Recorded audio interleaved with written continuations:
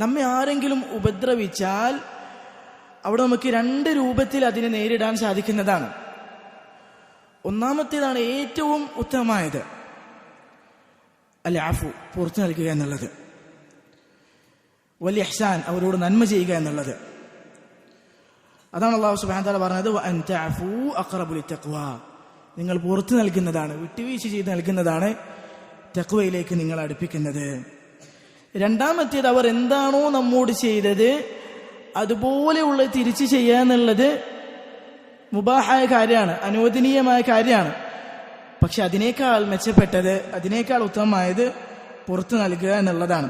അവർ എന്താണോ ചെയ്തത് അതുപോലെ തിരിച്ചു ചെയ്യുക എന്നുള്ളത് അദിലാണ്, നീതിയാണ്. ഈ 2 കാര്യവും അല്ലാഹു സുബ്ഹാനഹു വ തആല ഈ ആയത്തിൽ ഉൾപ്പെടുത്തിയിട്ടുണ്ട്. റബ്ബ് സുബ്ഹാനഹു വ തആല പറഞ്ഞു, ഇന്നല്ലാഹ യഅ്മുറു ബിൽ അദ്ലി വൽ ഇഹ്സാൻ. അല്ലാഹു സുബ്ഹാനഹു വ തആല നീതിയെ കൊണ്ടും നന്മ ചെയ്യുക എന്നതിനെ കൊണ്ടുമാണ്